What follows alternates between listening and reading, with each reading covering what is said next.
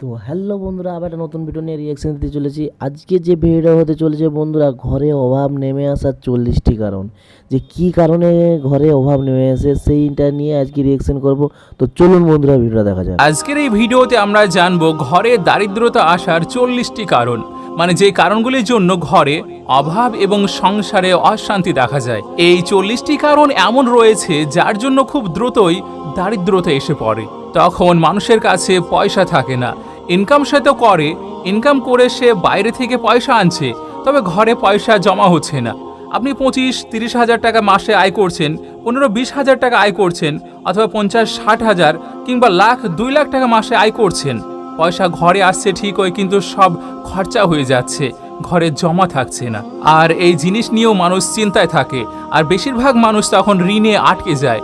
ঠিক তখন দারিদ্রতা আসা শুরু করে। তো শেষ পর্যন্ত এই দারিদ্রতা কোন কারণে আসছে এর সম্পর্কে বুজুর্গানে দিনেরা কিতাবের মধ্য হতে 40টি কারণ লিখে রেখেছেন, যেগুলো করার ফলে ঘরে দারিদ্রতা নেমে আসে এবং সংসারে অশান্তি শুরু হয়ে যায়। তো আপনি ভিডিওটিকে সম্পূর্ণ অবশ্যই দেখবেন, একদমই স্কিপ করবেন না। না জানি কোন ভুলটি আপনি করছেন, যেই কারণে দারিদ্রতা আপনার ঘর থেকে যাওয়ার নামই নিচ্ছে না। আর তখন অভাব, গরিবি, দারিদ্রতা সবই এসে আপনাকে চেপে ধরছে, পয়সা আপনার কাছে থাকছেই না। এই জন্য আপনি পুরো ভিডিওটিকে অবশ্যই দেখবেন। যেই 40টি কারণ বলবো, ইনশাআল্লাহ এই 40টি কারণ যদি আপনি ভালো করে জেনে নেন, তাহলে বুঝে নেবেন এর উপর আমল করলে আপনি গরিব একদমই থাকবেন না। আর আপনি একটি অসাধারণ উপায়ে এটি বুঝে নিন যে দৌলতে ওসমানিয়া গনির মতো সম্পদে আপনিও সম্পদশালী হতে থাকবেন। তাহলে আসুন জেনে নিই ওই 40টি কারণ কি কি, যার কারণে দারিদ্রতা এবং গরিবি এবং সংসার অশান্তি খুব দ্রুতই নেমে আসে। নাম্বার 1, সবার প্রথমে গোসলখানায় প্রস্রাব করা।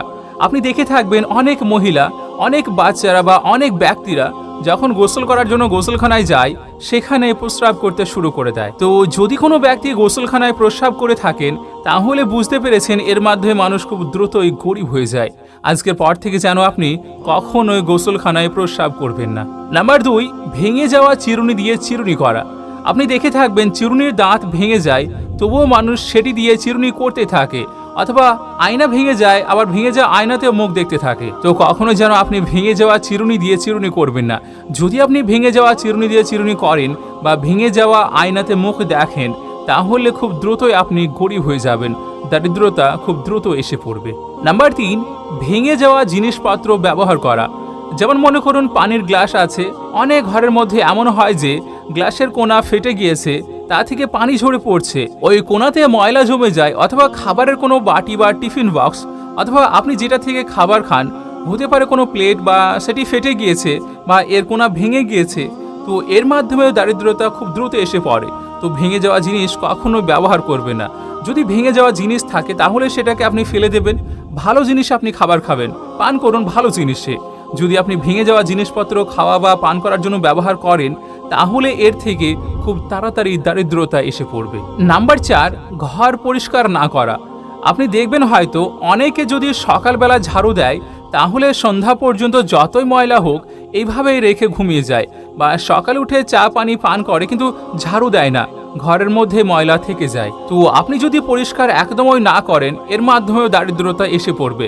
কারণ পরিষ্কার পরিচ্ছন্নতা হলো নিসফুল ইমান, মানে ইমানের অঙ্গ, আর নিসফুল ইমান হলো পরিষ্কার পরিচ্ছন্নতা, তাই পরিষ্কার অবশ্যই করবেন। নাম্বার 5, আত্মীয়দের সাথে খারাপ ব্যবহার করা। আত্মীয়দের সাথে খারাপ ব্যবহার করা, এটি আল্লাহ রাব্বুল আলামিন মোটেই পছন্দ করেন না। আর সেই ব্যক্তিকে আল্লাহ ভীষণ পছন্দ করেন যে তার আত্মীয়দেরকে খুব ভালোবাসে। নাম্বার 6, বাম পা থেকে পাজামা পরা। যখনই আপনি প্যান্ট বা পাজামা যেটাই আপনি পরছেন না কেন, তো প্রথমে ডান পা দিন।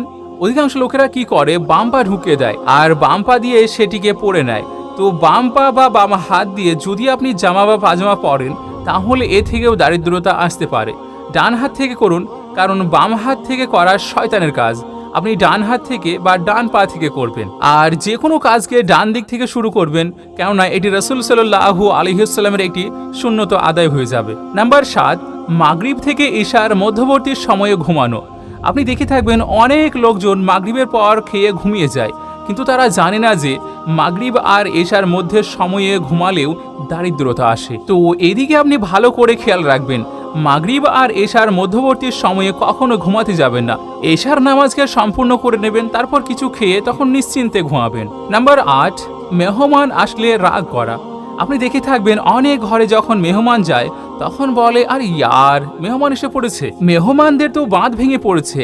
একজন মেহমান এসে আপনার ঘর থেকে চলে গেল আর এরই মধ্যে দ্বিতীয় জন চলে এসেছে, আবার তৃতীয় দিনে তৃতীয় জন চলে এসেছে। আপনি দেখে থাকবেন অনেক ব্যক্তিরা বলে, আরে ইয়ার এত মেহমান কেন আসছে, যেন মেহমানের বাঁধ ভেঙে গিয়েছে। তো মেহমান আসলে বিরক্ত হওয়া যাবে না, মনের মধ্যে কিছু রাখাও যাবে না তার সম্বন্ধে। দেখুন, মেহমান আল্লাহ রাব্বুল আলামিনের রহমত। যদি মেহমান আসে তাহলে খুশি হওয়া উচিত এবং খুশির সাথে তাদেরকে যত্ন করুন আর তাদেরকে আপ্যায়ন করুন। মেহমান নিজের রিজিক নিয়েই আপনার ঘরে প্রবেশ করে, তাই মেহমানরা আসলে যে ব্যক্তি বিরক্ত হয়, রাগ করে, মনের মধ্যে কোনো কথা লুকিয়ে রাখে, বুঝে নিন এ থেকেও খুব শীঘ্রই দারিদ্রতা এসে পড়বে। নাম্বার 9, আয়ের চেয়ে ব্যয় বেশি করা। মনে করুন আপনি প্রতিদিন 500 টাকা ইনকাম করছেন, কিন্তু 600 টাকা আপনি খরচা করে দিয়েছেন। মাসে আপনি 15,000 টাকা ইনকাম করলেন, কিন্তু খরচা হয়ে গেল আপনার 18,000 টাকা। আপনি মাসে 30,000 টাকা ইনকাম করছেন, আপনার স্যালারি 30,000 টাকা, 50,000 টাকা, 60,000 টাকা, কিন্তু আপনি খরচা করে ফেলছেন 1,00,000 টাকার মতো। তো আয়ের চেয়ে যে বেশি ব্যয় করে সে খুব দ্রুতই গরিব হয়ে যায় আর তার ঘরে দারিদ্রতা এসে পড়ে। এই জন্য আয়ের হিসাব বুঝে আপনাকে ব্যয় করতে হবে। নাম্বার 10, দাঁত দিয়ে রুটি ছিঁড়ে খাওয়া। আপনি দেখে থাকবেন কিছু মানুষ হাত থাকতেও দাঁতে করে রুটি ছিঁড়ে খায়। তো আপনি এটি মোটেই করবেন না, কারণ এটি ঘরে অভাব নেমে আসার লক্ষণ। নাম্বার 11 হলো 40 দিনের থেকেও বেশি সময় নাভির নিচে লোম রাখা। লজ্জাস্থানের যেগুলো অপ্রয়োজনীয় লোম থাকে, যদি কেউ 40 দিনের বেশি সময় ধরে রাখে তাহলে এ থেকেও দারিদ্রতা আসে। এই জন্য আপনি প্রতি 15 থেকে 20 দিনের মধ্যেই নাভির নিচের লোম পরিষ্কার করে নেবেন, কারণ 40 দিনের থেকে বেশি সময় রাখা এমনিতেও মাকরু। তো আপনি যদি 40 দিনের থেকে বেশি সময় নাভির নিচের লোম রাখেন তাহলে আপনি যত ইনকাম করুন না কেন, দারিদ্রতা আপনার ঘরে খুব তাড়াতাড়ি এসে পড়বে।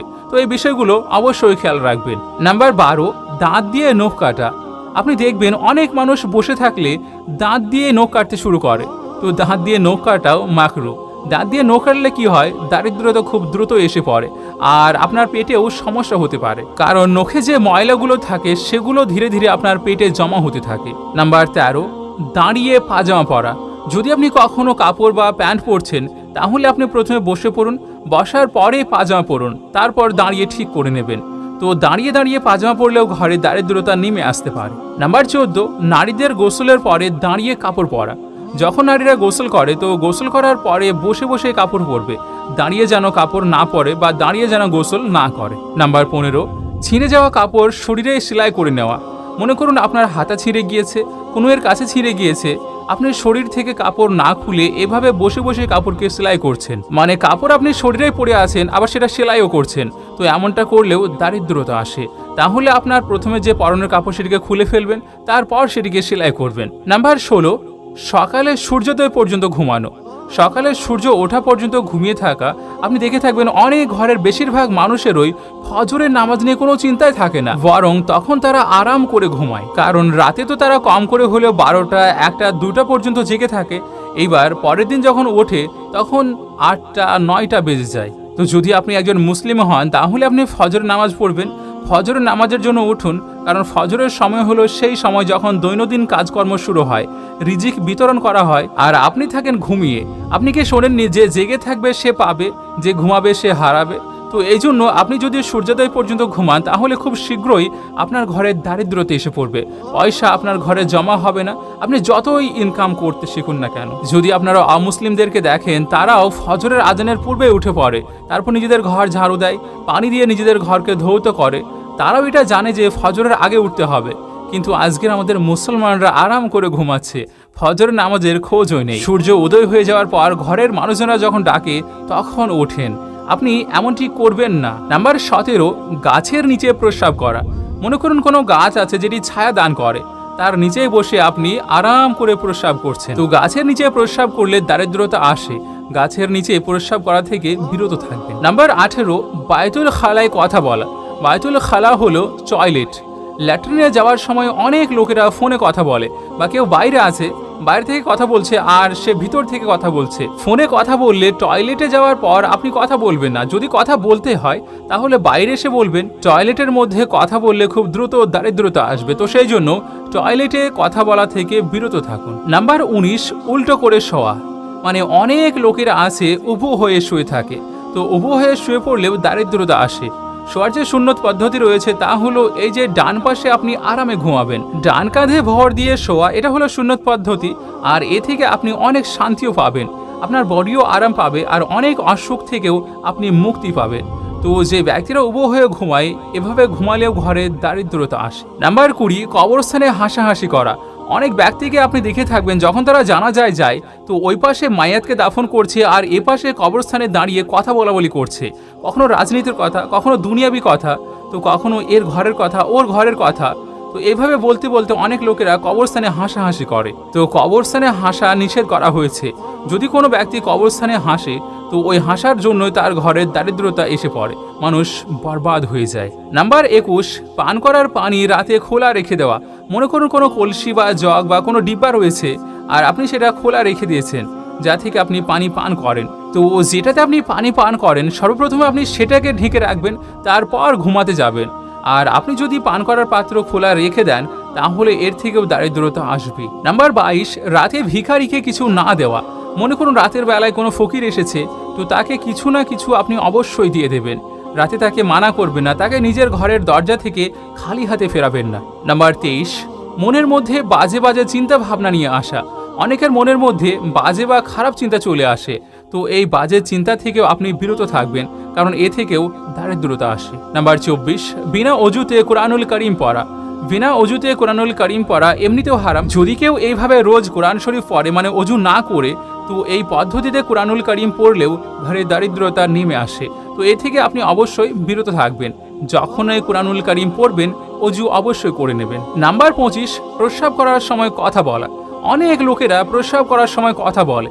সঙ্গে দুজন লোক আছে, রাস্তা দিয়ে কোথাও যাচ্ছে, রাস্তার কিনারে দাঁড়িয়ে গেল আর প্রস্রাব করতে শুরু করলো। সর্বপ্রথম কথা হলো দাঁড়িয়ে প্রস্রাব করবেন না, বসে প্রস্রাব করবেন, আর পর্দার সাথে করবেন।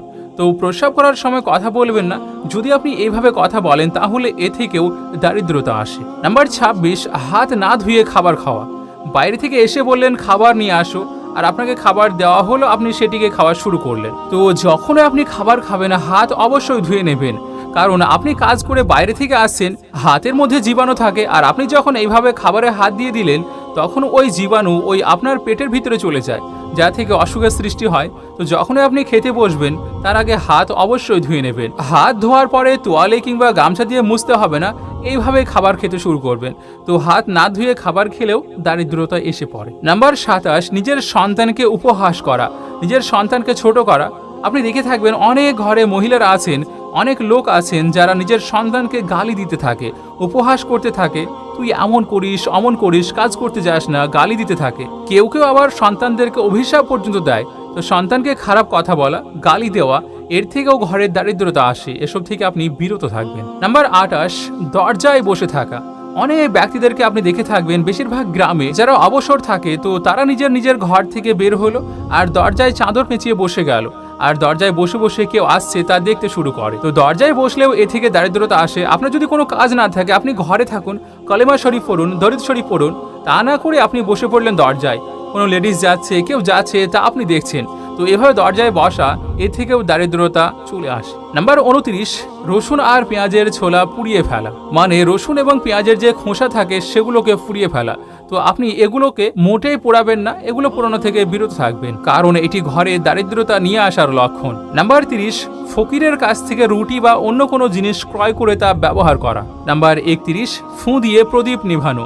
আপনার ঘরে কুফি জ্বলছে বা প্রদীপ জ্বলছে, আজকাল তো লাইটের সংখ্যা বেশি, মোটামুটি সবার কাছেই লাইট আছে, কিন্তু অনেক ঘরে এখনো প্রদীপ জ্বালানো হয়, এবং অনেক গ্রামে যাদের ঘরে লাইট নেই তারা প্রদীপ জ্বালায় বা কুফি জ্বালায়।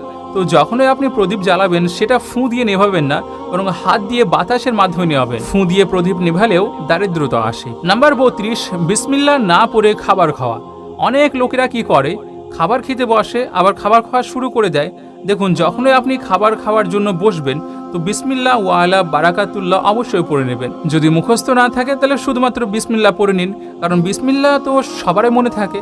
আর এর কারণ হলো যখন আপনি বিসমিল্লাহ পড়ে খাবেন তো আপনার সাথে শয়তান শরীক হবে না, বিসমিল্লাহ না পড়ে খেলে আপনার সাথে শয়তান শরীক হবে। তো এই জন্য যে লোকেরা বিসমিল্লাহ না পড়ে খাবার খায় তো তাদের ঘরে খুব তাড়াতাড়ি দারিদ্রতা এসে পড়ে, সে নিজেও খাচ্ছে আবার শয়তানদেরকেও খাওয়াচ্ছে। নাম্বার 33, ভুল কসম খাওয়া অর্থাৎ মিথ্যা কসম খাওয়া। অনেক ব্যক্তি এমন আছে যারা কথায় কথায় আল্লাহর কসম খায়, কোরআনের কসম খায়, কাবা শরীফের কসম খায়। অনেক ব্যক্তি আছেন যারা কথায় কথায় মিথ্যা কসম খায়। তো মিথ্যা কসম খেলেও মানুষের ঘরে খুব দ্রুত ওই দারিদ্রতা এসে পড়ে। তো এই জন্য আপনি কসম খাওয়া থেকে বিরত থাকবেন। নাম্বার 34, উল্টা চটি বা জুতা দেখে তা সোজা না করা। আপনি দেখে থাকবেন অনেক ঘরের মধ্যে জুতো আছে, যেমন অনেকগুলো চটি রাখা আছে, জুতো রাখা আছে, যখন মানুষ আসা যাওয়া করেন তখন তার পায়ে লেগে উল্টো হয়ে যায়। তো যদি আপনার ঘরের মধ্যে উল্টো জুতো থাকে, তো উল্টো চটি পরে থাকে, তো আপনি সেটাকে সোজা করে দিন, কারণ উল্টো জুতোতে শয়তান বসবাস করে। তো যখন আপনি উল্টো জুতো কিংবা চটি দেখবেন তো সেটিকে অবশ্যই সোজা করে রেখে দেবেন। নাম্বার 35, হালাতে জানাবাতে সেভ করা। হালাতে জানাবাত কি, মানে আপনি আপনার স্ত্রীর সাথে সঙ্গম করেছেন কিন্তু তবুও গোসল করেননি। তো অনেক ব্যক্তিরা কি করে, রাতে সঙ্গম করেছে, সকালে ওঠার পর নাপিতের কাছে যায়, নিজের চুল কাটায়, দাড়ি শেভ করায়। তো আপনি যদি হালাতে জানাবাতে আপনার চুল কাটান, আপনার মোচ ছাঁটাই করেন, তো এমন করলেও ঘরে দারিদ্রতা নেমে আসে। তো এটা থেকেও আপনি বিরত থাকবেন। স্ত্রীর সাথে সহবাস করার পর সর্বপ্রথম যে কাজটি করবেন সেটি হলো নিজেকে ফরজ গোসল করিয়ে নেবেন, তারপর দিনের বাকি কাজকে শুরু করবেন। আর এমনিতেও নাপাক অবস্থায় মাটির উপর চলাফেরা করাটাও আপনাকে হয়তো মাটি একদিন পাকড়াও করতে পারে। নাম্বার 36, মাকড়সার জাল ঘর থেকে পরিষ্কার না করা। আপনি দেখে থাকবেন অনেক ঘরের মধ্যে মাকড়সার জাল লেগে থাকে, তার লেগেই থাকে, পরিষ্কার করে না। তো মাকড়সার জাল যদি আপনার ঘরে লেগে থাকে তাহলে দ্রুত সেটি পরিষ্কার করুন। যদি মাকড়সার জাল আপনার ঘরে লেগে থাকে তো বুঝে নেবেন খুব তাড়াতাড়ি আপনি গরিব হতে চলেছেন। কেননা রহমত এবং বরকতের ফেরেশতারা যখন আপনার ঘরে আসে আর এসে দেখে যে মাকড়সার জাল আছে, তখন তারা বুঝতে পারে যে এই ঘরে কোনো মানুষে বসবাস করে না, তো এই ঘরে থেকে কি লাভ। তো সেই জন্য আপনি যখনও কোনো মাকড়সার জাল দেখবেন তখন সেটিকে অবশ্যই পরিষ্কার করে নেবেন। নাম্বার 37, রাতে ঘর ঝাড়ু দেওয়া। দেখুন, পরিষ্কার করার যে বিষয় আছে, পরিষ্কার পরিচ্ছন্নতা এমনিতেও নিষ্ফল ঈমান, মানে পরিষ্কার পরিচ্ছন্নতা হলো ঈমানের একটি অঙ্গ। ঝাড়ু আপনি দেবেন, কিন্তু বুজুর্গানে দিনরা বলে থাকেন যে রাতে ঝাড়ু দেওয়া একদমই উচিত নয়। নাম্বার 38, অন্ধকারে খাবার খাওয়া। আপনি কখনোই অন্ধকারে খাবার খাবেন না। যদি লাইট চলে যায় তাহলে প্রদীপ জ্বালিয়ে নিন, এরপর খাওয়া শুরু করুন। অন্ধকারে খাবার খাবেন না, কারণ কখনো কখনো এমনও হয় যে আপনি অন্ধকারে খাবার খাচ্ছেন, আপনার লোকমার মধ্যে কোনো পোকা এসে গেল, উপরে টিকটিকি ছিল, সে প্রস্রাব কিংবা পায়খানা করে দিল, যেটা আপনার জন্য ভীষণ বিষাক্ত হতে পারে। এই জন্য রাতে মানে অন্ধকারে খাবার খাওয়া থেকে নিষেধ করা হয়েছে। নাম্বার 39, কলসিতে মুখ লাগিয়ে পানি খাওয়া। যেমনটা আপনি দেখে থাকবেন আজকালকার লোকেরা বোতলে মুখ লাগিয়ে পানি খায়। একটা জিনিস খেয়াল রাখবেন, যেই বোতলে আপনি শুধু পার্সোনালি পানি খান সেটি ঠিক আছে, কিন্তু যেই পাত্রের পানি সকলেই খায় সেটিকে কখনোই মুখ লাগিয়ে খাবেন না। যখন আপনি পানি খাবেন তো কোনো জিনিসে, পাত্রে, গ্লাসে বা পেয়ালাতে করে আপনি খেতে শুরু করবেন। নাম্বার 40, ঘরের মধ্যে কুরআনুল কারীমের তেলাওয়াত না করা। ঘরের মধ্যে তাকের উপরে কুরআনুল কারীম রেখে দিয়েছেন, আলমারিতে কুরআনুল কারীম রেখেছেন, 8 দিন হয়ে গেল, 10 দিন হয়ে যাচ্ছে, পড়ার মতো মানুষ তো ঘরে আছে, কিন্তু কোরআন শরীফ কেউ খুলেও দেখছে না। তো এই জন্য ঘরের মধ্যে বেবরকতি শুরু হয়, সংসারে অশান্তি লেগে যায়, আর খুব দ্রুতই বাড়িতে দারিদ্রতা নেমে আসে। তো এই যে 40টি কারণ আপনার সামনে উপস্থাপন করা হলো, আপনি যদি সম্পূর্ণ ভিডিওটি দেখে থাকেন, হতেও পারে এত ভুল থেকে আপনি কোনো না কোনো ভুল করছেন। তো এই জন্য ভিডিওটি দেখার পর আপনার ভুলগুলো হয়তো আপনার সামনেও চলে এসেছে। তো ইনশাআল্লাহ আশা রাখছি ভিডিওটি দেখার পর আপনি এই ভুলগুলো আর কখনোই করবেন না, আর এই দারিদ্রতা আসা থেকে আপনি রেহাইও পেয়ে যাবেন। আর সর্বশেষে যে 40তম কারণ বলেছি, মানে যে কোরআনুল কারীম না পড়া, এই সম্পর্কে কথাগুলো মনের মধ্যে গেঁথে নিন। কোরআনুল কারীম তাকে সাজিয়ে রাখার জন্য নয়, প্রতিদিন আপনার বাড়িতে কোরআনুল কারীমকে একবার অবশ্যই তেলাওয়াত করবেন। আল্লাহর অনেক রহমত এবং বরকত নেমে আসবে ইনশাআল্লাহ। ভিডিওটি ভালো লাগলে ভিডিওটিকে লাইক করে অবশ্যই শেয়ার করবেন। এই ভিডিওটা দেখে সমস্ত কিছু বুঝতে পারলাম যে কি কি কারণে বাড়িতে অভাব আসে। তো ভিডিওটা খুবই একটা গুরুত্বপূর্ণ ভিডিও ছিল। তো বন্ধুরা, ভিডিওটা খুবই ভালো লাগলো। তো আপনারা মন দিয়ে এই ভিডিওটা দেখবেন, আর যদি ভিডিওটা ভালো লেগে থাকে বন্ধুরা, তাহলে লাইক শেয়ার একটু কমেন্ট করে জানাবেন ভিডিওটা কেমন। লোকে